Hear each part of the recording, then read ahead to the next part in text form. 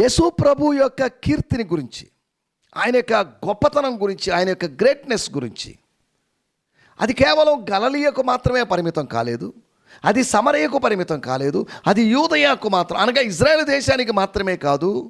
దేవుని వాక్యంలో రాయబడిన మాట 24వ వచనంలో, ఆయన కీర్తి సిరియా దేశమంతటా వ్యాపించెను. దేవుని యొక్క కీర్తి సువార్త ద్వారా వ్యాపిస్తుంది.